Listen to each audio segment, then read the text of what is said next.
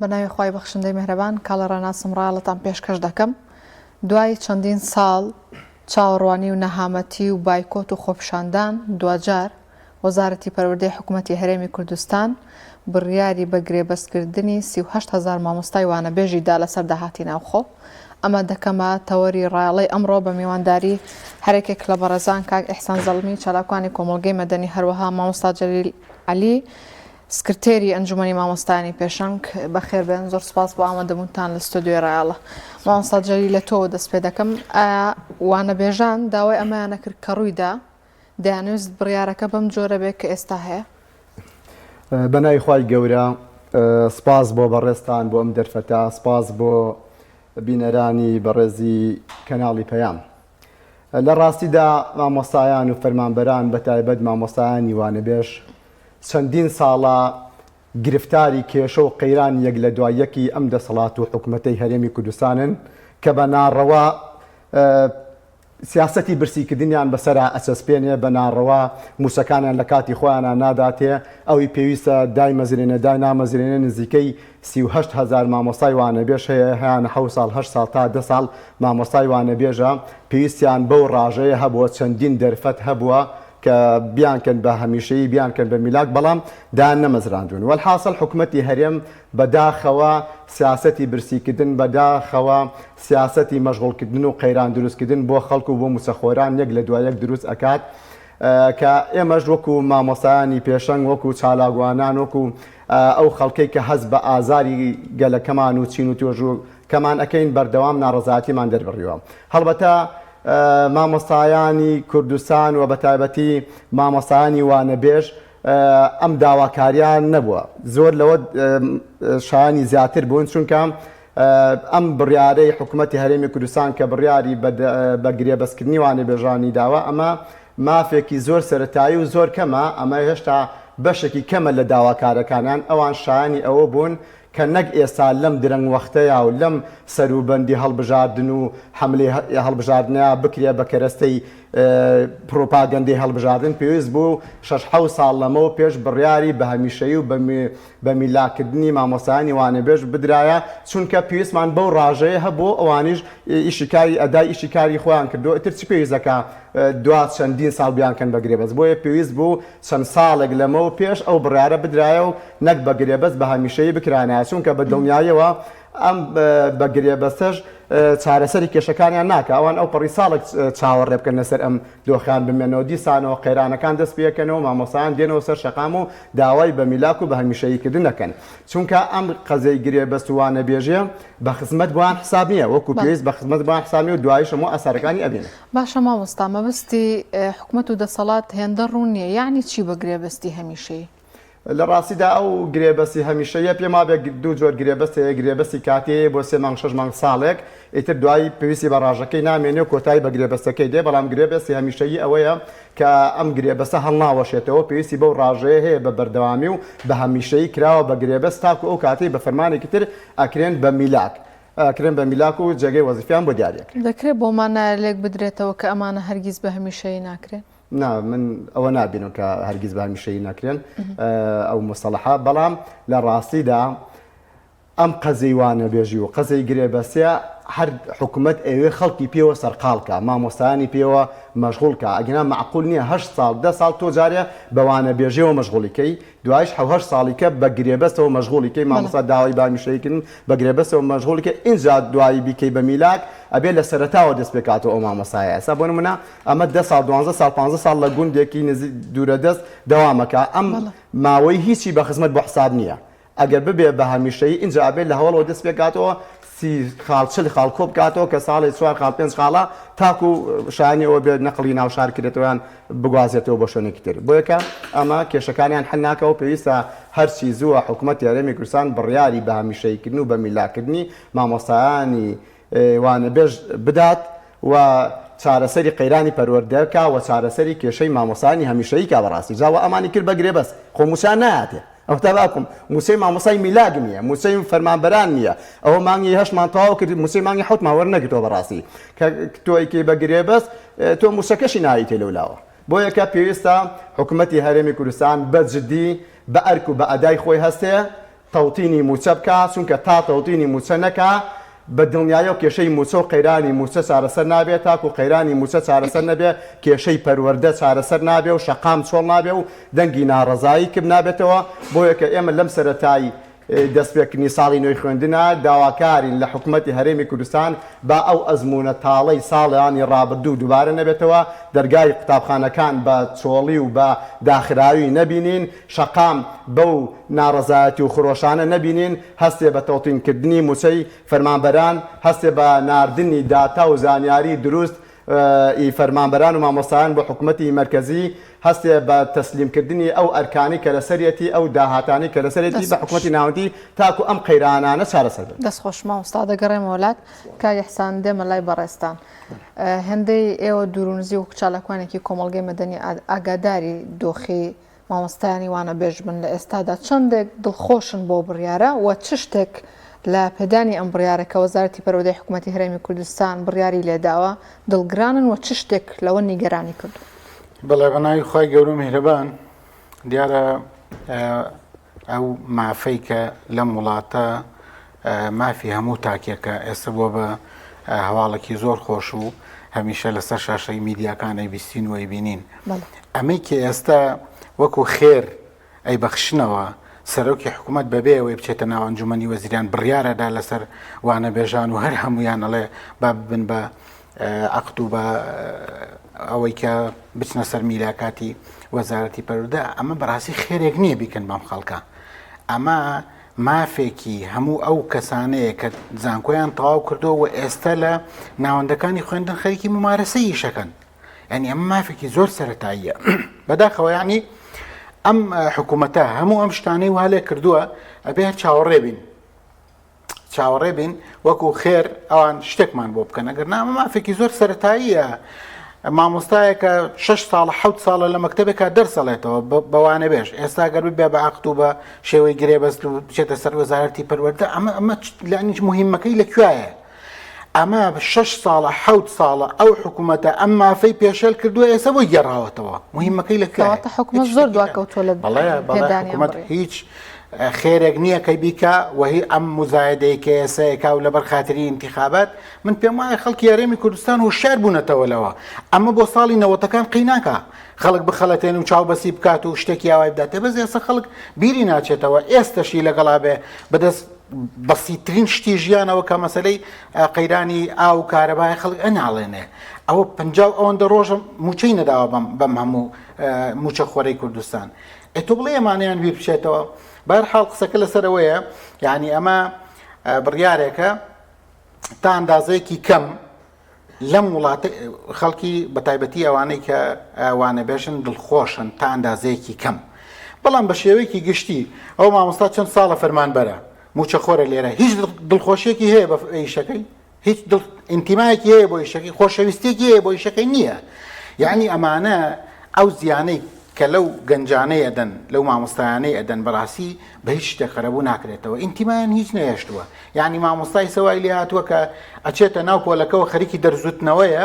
باشە لەو لاوە خەمی بژێوی مناڵەکانیەتی خەمی ژیانیەتی چۆن بڕواتەوە کرێی مۆلیدەکەی بۆ بدا چۆن کرێی خانوەکەی بدا چۆن مناڵەکەی کرێی پاسەکەی بۆ بدا یعنی ئەمانە هەموو کێشە و قەیدانن گرفتکەواتە کاک ئیحسان ئەگەر تۆک و چالاکوانێک کە ساڵانی ڕابردوو ئەم ساڵیش کە تێپەڕی لەسەر شەقام بەر مامۆستایانی وانە بێژ ئەکەوتن دۆخ و گوزەرانی ژیانی ئەوان چۆن بوو؟ طبعا لەم حکوومەتتی هەرێمی کوردستانە شتێکمان نییە بە ناوی سیستەم و بە ناوی یاسا و بە ناوی کارگەڕی و بە ناوی ئیدارە و بەڕێوەبردن شتێکی وامان نییە لە بەدیل ئەمەیە کە نەبوو لە ڕاستیە چی هەیە میزاج هەیە یان ئێستا لە حکوومەتتی هەرێمی کوردستان دەرماڵەی زۆرێک لەو وەزارەت و بەڕێوەبەرایەتیانە بڕاوە نەماوە بەڵام دەرماڵەی وەزیرێک ماوە لەوێیە ئەی وەزیرەکە چی بکە وەزیرەکە لە جیاتی ئەوەی سیستەم بەڕێوەبەرێ لە جیاتی ئەوەی یاسا جێبەجێ بکە لە جیاتی ئەوەی بە پرەنسیپێکی شەکانی بکە بە میزاجی خۆیەکە جاری وا هەیە ڕۆی جەنابی وەزیر میزاجی زۆر باشە جەوی زۆر باشە قسەی خۆشە وعدی باشە پێدای شەکە بۆکە جاری وا هەیە چیتە وەزارەت پێچەوانەکەیەتی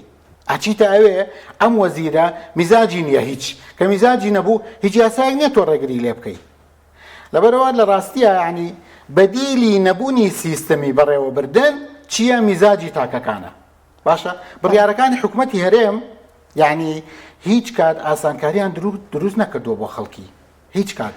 ئەم بڕیارانەی کە ئەیدا کامەیە ئاسانکاری کە دروستیەکە باشە کەواتە کاری ئەحسان بە پێی بڕیارەکە بێ موچەکە لەسەر داهاتی ناوخۆ دابی نەکرێ و زۆرترین ژمارەی مامۆستایانی وانەبێژیش لە هەردوو پارێزگای سلێمانی و هەڵەبجە هەردوو ئیدارە سەربەخۆکەی گەرمیان و ڕاپەڕینن بە پێی ئەوەی کە لا ڕابردوو ئێستادا حکوومەت وڵانی پەیوەندیدار ئاماژەی پێکات ئایا داهاتی ناوخۆی حکوومەتی هەرێمی کوردستان بەشی ئەوە کاموچی ئەم هەموو مامۆستایی پێبادیا دیسانەوە جارێکی دیکەش ئەمەش گرفتێکی گەورەتر ئەخولقێنە لە بە دڵنیاییەوە داهاتی ناوخۆی هەرێمی کوردستان بەشی موچەی هەموو فەرمانبەرانەکە نەک ئەو ژمارەکەمەی مامۆستاکان کەواتە بۆچی بەشی هەموویەکە بەڵام داهاتی ناوخۆی هەرێمی کوردستان ناچێتە ناو بانقەکانی حکوومەت ناچێتەوە ناو وەزارەتی دارایە چێتە ناو گیرفانی تاکەکان لەبەرەوە ئەم گیرفانانەش قەت پڕ نابن بەداخەوە لەم وڵاتەی ئێمە ئەمڕۆ داتایەکیان بڵاو کردەوە کە ڕۆژانە ئێستش 300,000 بەرمیل نەوت بە تەنکەرەکان ئاودیوە بێ هەر تەنیا ئەمە بەسە بۆ داهات هیچی تر لە حکوومەتی عێراقی وەرنەگرن لە حیزبەکانی وەرنەگرن داهاتی ناوخۆ و زەریبە و باج و چی و ئەمانە هەمووی کۆکەنەوە بیبن بۆ خۆیان بەس تەنیا داهاتی نەوت بەس تەنیا داهاتی ئەو نەوتە دزراوەی کە ئەڕوا حکوومەتی هەرێم بابێ ڕێی لێ بگرێ ئەگەر حکوومەتی هەرێم هەیە ڕاستەکە بابێ ڕێ لە تەنکەرەکان بگرێ بەزەوە مگەڕێتەوە بۆ خەڵکی کوردستان بەسیەتی پێویست ناکە بڕوە سوال بکە لەم لاو بپارڕێتەوە پارە کۆکاتەوە بۆ موچەی ئەوە نقطەی یەکەم نقطەی دووەم هەر بەڕاستی یعنی ئەم حکوومەتی هەرێمی کوردستانە ئەوەندە زۆرزانە ئەوەندە دوو لە ڕوویەوە ساختە چین ئەمەشیان بە فێڵ کردووە ئێستا کاتی انتخابات ئاسە ئەڵێ لەسەر داهاتی ناوخۆ موچەکاتم بەیانی ئەڵێ ناوخۆ داهاتی نییە سبەینێک انتخابات تەواو بوو ئەڵێ ناوخۆ داهاتی نییە و بەش ناکات و ناتوانم بیدەم من نەموتووە لەسەر بڕیاریەوە دەینایدەم ناتوانم پێم نییە ڕاستەکە پێی نییە چکە حکوومەتی هەرێم حکوومەتێکی مفلیسە هیچی پێ نییە پارەی حکوومەتی هەرێم لەکوێوە دێ لە عێراقەوە دێ دەیکاتە ناوی ئەویش لە ڕێگان نیوەی لێلا ئادەن لەبەرەوە هیچی نامێنێتەوە ئەگەر نا داهاتی ناوخۆ زۆر نامەنتیقە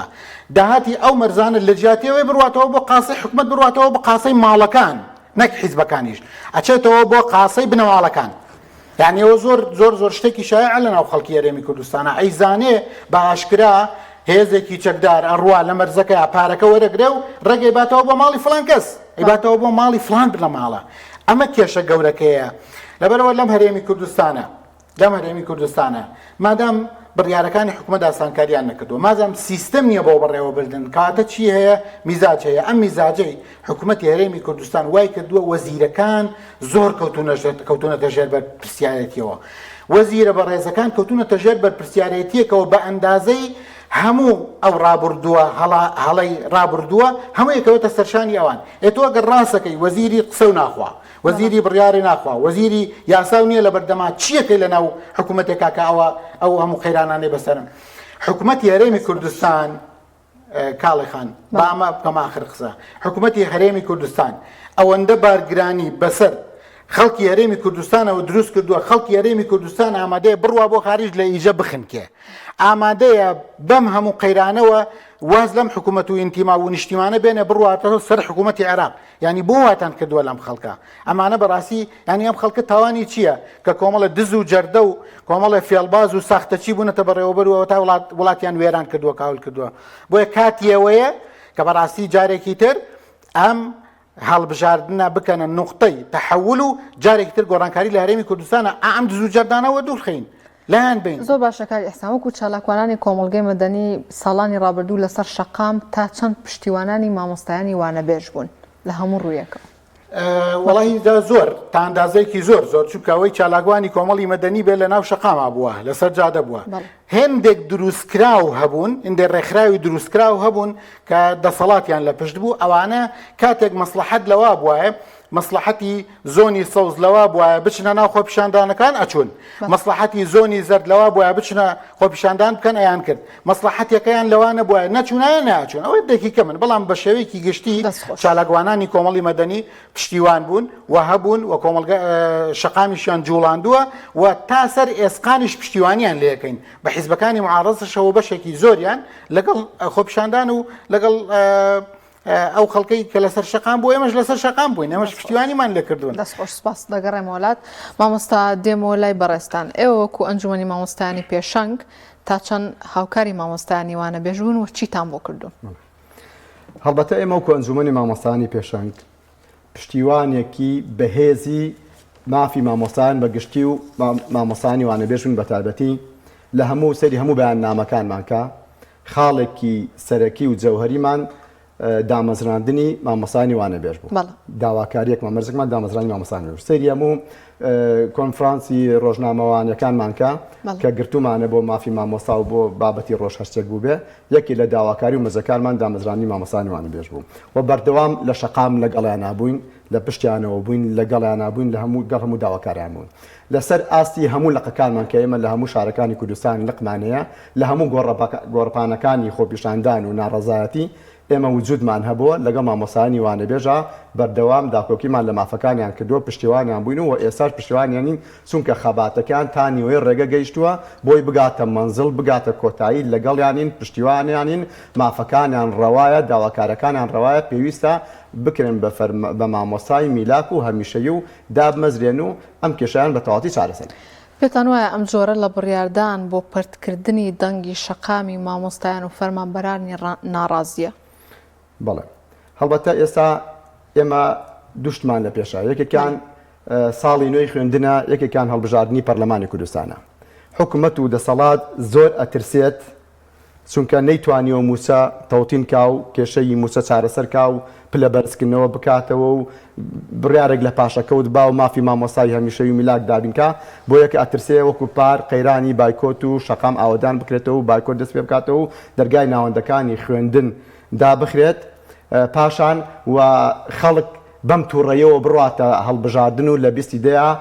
تۆڵەی خۆیان لەم دەسەڵاتە گەندەڵ و فاشلە بکەنەوە کە 32 ساڵە بەم شێوازەم هەرێمە بەڕێەکەن بۆ کە ئەم دوو پێشاتەمانەیە ئەم دوو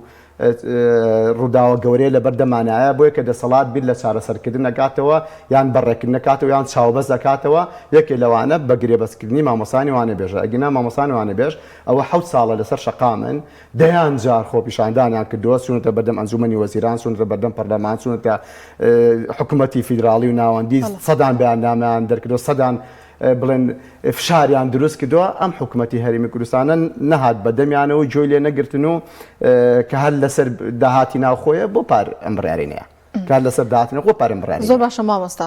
سەرجەم مامۆستایان و فەرمانبەرانی ناڕازی حەقی ڕاوی خۆیانە کە داوای مافیکی سەرەتایی خۆیان بکەن کە ئەویش پێدانی موچەکانیانە بەڵام بەڕای تۆ ئەمە گرفتێکی دیکە نییە بۆ نەوەکانی ئایندە کە پارساڵ تەنها مانگێک بۆ دوومان خوێندنیان کردو و شتێکی وا فێر نەبوون کە ئەمە تەنها پارساڵ نییە لە ئەتوانین بڵێن لە 2014 و 15ەوە یعنی جیلێکی ئەتوانین بڵێن نەخوێندەوار خەریکە پێگا لە کۆمەڵگەیە ئەمە چه زەرەرێکی دیکە لە کۆمەڵگەی کوردیە بەگشتی بە دڵنیایەوە ژیان بریتە لە هاوسەنگی لە نێوان ئەرک و مافە کاتێک حکوومەت و دەسەڵات و بەرپرسان و لایەنە پەیوەنددارەکان نەتوانن مافی مامۆستا و فەرمانبەر و خەڵک دابینکەن خەڵکیش ناتوانێت بەردەوام ئەرکەکانی خۆی جێبەجێکات چونکە مانگێک دوانسیان ساڵێ دوانسان ئێمە لە 2014 لەم قەیرانی نەبوونی موچە و پاشکۆرکردن و لێبڕینی موچە و وەستانی پلە بەرزکردنەوە و دابڕین دەیان ئیمتیازی ترین هەروە لەو لاشەوە حکوومەت دەیان فشاری ئابووری تری لەسەر مامۆستا و فەرمانبەر و خەڵک بەگشتی داناوە زارکردنی باز و ڕسومات نەبوونی ئاو کارە بازارکردنی گومرک و ئەمانە هەمی 2000 هاوڵاتی و مامۆستا و فەرمانبەر بازەکەی ئەدەن بۆ یەکان مامۆستا ناچارە هەڵوێستی هەبێ ناچارە ڕەتفعلی هەبێ ناچارە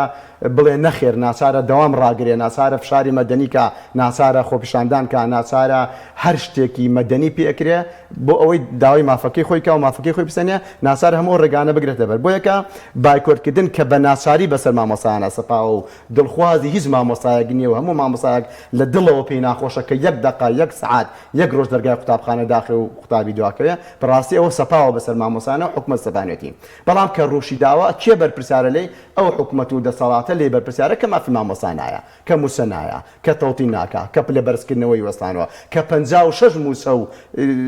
موسەی فەرمانبەران و مامۆستایان قەرزارە و دزیوێتی لە 2015 ئێستا 2024 شەرمەزاری بۆم حکومەت و دەسەڵاتە بەم هەموو گەندەڵیەوە بەم هەموو کەمتەرخەمیەوە بەم هەموو نازانم شکستە ئیداری و فەرمانڕەوایەوە بێداوای دەنگ لە خەڵکە بێجارێکە بڵێ دەنگم بنەوە بێجارێکە بڵێم چاکسازیەکەم و من ئەتان بمبڕێەوە بۆ یەکە پێویستە خەڵکی کوردستان هەڵوێستی خوان وەرگرن لە 20 دەیە سزای ئەو دەسەڵات حکوومەتە بن کە 32 ساڵیان چەوسێنێتەوە کە 56 موسەی مامۆسا فەرمانبەری لایە کە لە بەرزکردنەوەی وەستانەوە کە پاشەکەوتی لایە کە ئاوی ناداتێت کە کارەبای بڕیوە کە هەچی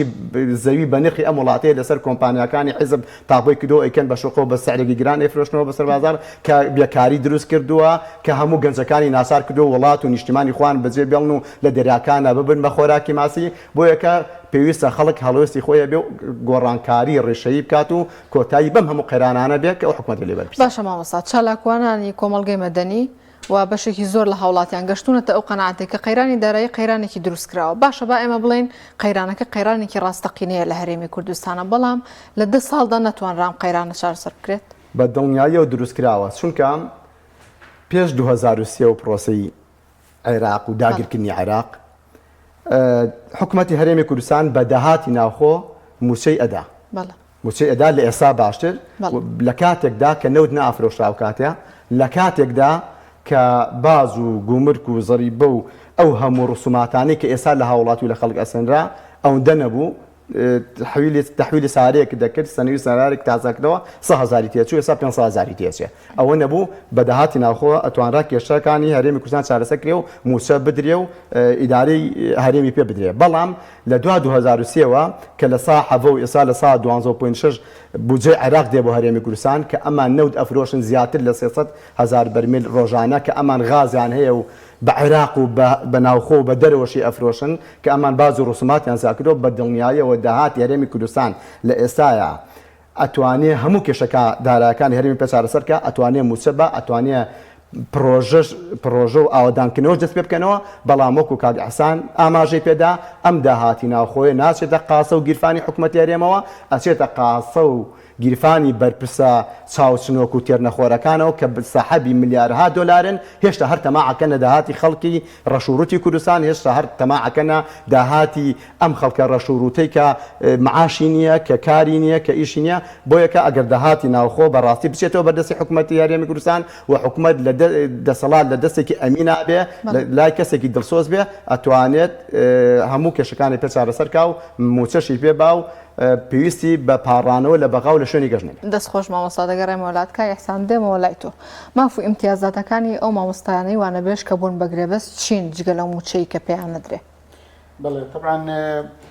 ئەم بڕیارەی کە سەرۆکی حکوومەتی هەرێمی کوردستان دەری کرد بۆ دڵخۆشکردنی ئەو 37 کەسێک کە لە هەرێمی کوردستان چەند ساڵە مافیان پێشێ لەکرێ بوو بە دەستکەوتێکی باش بووی ئەمە ینی امتیازی زۆری هەیە ئیتر ئەمە بوو بە میلاکی وەزارەتی پەروەردە ئیتر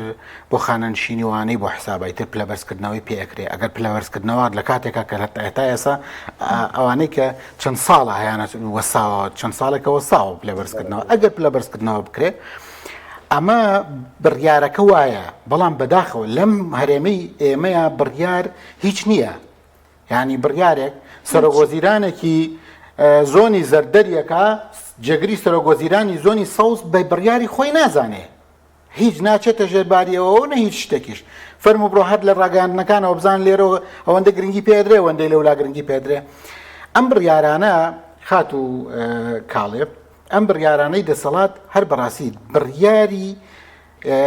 زانستی و بڕیاری دروستکردنی دەوڵەت و حکوومەت نین ئەمە بڕیاری شخصن بڕیاری شخص خەڵکی تر ئەتوانێت پابەند نەبێ پێوە خۆی بڕیار ئەگەر بڕیارت دەرکرد کە بیتە کەسێکی دیکتاتۆر و خەڵکی ترە چەوسێنیتەوە ئەگەر بڕیارت دروست کرد کە شێواز زانستیەکە ئەمەیە ئەبێت دروست بکرێ ئەبێ وەزارەتی پەروەردە وەزارەتی مالیە وەزارەتی پلاندانان هەموو ئەمانە ئامادە بن تاوەکو کەسێک دامەزرێ بۆی سبێنێ پەشیمان نەبیتەوە لێ ئێستا ئەمە بڕیارێکە و سەرۆکی ئەنجومەنی وەزیران کردی بە دەستکەوتێکی خۆی و ئەوەتا ڕایگەیاند یعنی بەداخەوە لەم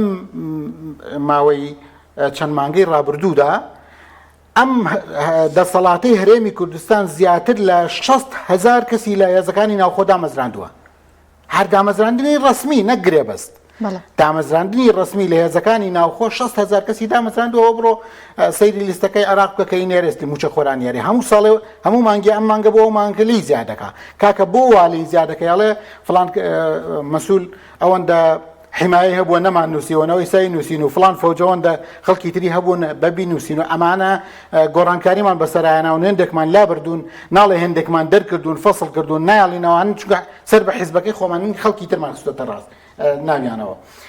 بۆ هەر شتێک حکوومەتی هەرێم بیەوێ بڕیاری بۆدا پارەی بۆ سەرفکات جێبەجێیەکە بۆ هەر شتێک بیەوێ بەڵام بۆ هەر شتێک نەوێ مەسەن یەک لەو شتانەی کە نایەوێ حکوومەتی هەرێم بیکە ئەوە ماوەی 5 ساڵە خاوەن بڕوانامە باڵەکان دکتۆرا و ماستەر دانەمەزراوەکانی هەرێمی کوردستان فەقیرانە لەسەر گیرفانی خۆیان چون لە دەرەوەی هەرێم خوێندویانە لە ناو هەرێم خوێندویانە ئێستاوانە بێژن لە زانکۆکانە لە ساڵانی ڕابردوو حکوومەتی هەرێم ئەنجومەنی وەزیران بڕیاری داوت یامانە با بڕۆن بۆ زانکۆکان بزانی پێویستیان نییە پێویستیان نین باشە مە بڕیاری حکوومەتی هەرێمە ڕقم 14 باشە چوە بۆ وەزارەتی خوێندنی باڵا خوێندنی باڵا نردوێتی بۆ هەموو زانکۆکان باشە لە دوایەوەی زانکۆکان تەلەفۆنیان بۆ کردوون بۆ مختەسەکانی خۆیانەوەی پێویستیانە هەمویان کۆ کردوونەتەوە لیستەکان ئامادە کردووە نردویانەوە بۆ وەزارت نردوێتەوە بۆ ئەنجومەنی وەزیران لەبەردەستیان نییە خێرە 1000 کەس نابن هەموو زانکۆکانی هەرێمی کوردستان لە ئاستی باڵایە داوایان کردوون پێویستیانن خێرە تاعینیان ناکە نامانە 1000 کەس ئەی بۆ بڕیاری بەجارێکە 37,000 مامۆستا دەکەم دێت جێی دڵخۆشیە بۆ ئێمە ئەمە مانای وانە کە ئەمە شتێکی خراپە زۆر باشە من ومێدم هەیە کە ئینشاءڵڵا لە داهاتوو ئەمانە ببن بە فەرمانبەری ڕسمی نەک گرێبەستی ڕسمی چکە ئێستا گرێبەستێکی کاتیە وەڵێ لەسەر داهاتی ناوخۆ ئەوان بە فشارەکانیان بەردەوام بێ تاوەکو بن بە گرێبەستێکی ڕسمی حکوومەتی هەرێم نەک لەسەر داهاتی ناوخۆ لەسەر داهاتی حکوومەتی هەرێمی کوردستان بە بڕوای من یعنی ئەم خاوەن بڕوانامە باڵایانە بۆچی بڕیاریان بۆ دەرناکێ تەنها لەبەرەوەی کە سەر بە حیزبەکە دەسەڵاتدارەکان نین کوڕی فەقیر و هەژانیە وڵاتەن لەسەر گیرفانی خۆیان چون خوێندویانە مناڵەکانیان برسی کردو چون خوێندویانە ئێستا هاتوونەتەوەمان نایانەوێت دامەزرێنن دوو ئەم توێژێکی ڕۆشنبیر و مسەقەفن یعنی جارێکی تر ناچنە ژێر فێڵ و فڕۆ و ساختە چیەکانی حیزبە دەسەڵاتدارەکان ئەمان بۆ انتخابات و بۆ داهاتوو لەبەر ئەم دوو هۆکارە من ئومێدم وایە لە داهاتوێکی نزیکە دەسەڵاتێک بێتە سەر دەور لەم هەرێمی کوردستانە بتوانێت ماف بۆ هەموو تاکێکی ئەم وڵاتە بگێڕێتەوە لە کەسێکی کرێکار و عەرەبانچیەکەوە کە حرمەت و ڕێزێکی زۆری هەیە لە هەندێک وەزارەت و وەزیریش لەی بەرزترە هیوادارم کە دەسەڵاتی داهاتوو بتوانێت هەموو ماف بۆ هەموو ماف خوراوان بگێڕێتەوە کە مافی زۆر کەس خوراوە لەم وڵاتە زۆر سپاس بۆ کاک ئەحسان زەڵمی شەلاکوانی کۆمەڵگەی مەدەنی سپاس بۆ ئامادەبوون هەروەها مامۆستا جەلیل عەلی سپاس بۆ ئامادەبوونی هەرێکێکتان لە ڕاستیدا من پرسیاری دیکەم مابوو تۆ باس لە خوێندکارانی زانکۆ مامۆستانی زانکۆت کرد بەڕاستی ئەوە ژێکێکی دیکەیە لە گرفتەکان چکە من خۆم خوێندکاری زانکۆ بووم سەرجەم خوێندکارانی زانکۆ نائومێدن هەروە تەنها بۆ دەرچوون و شەهادەکەیان دێنە هۆڵەکانی خوێندنەوە و هیچ گوێ بە زانیاریەکان نادێن دیسانەوەش ئەمە گرفتێکی دیکەیە ئەوەش دەکەینێت تەوەرێکی تر ڕۆژێکی دیکە لە ستودیۆی ڕایاڵەوە باسی دەکەین بینەرانی خۆشەویست ڕایاڵم پێشکەشکردن هەر شاد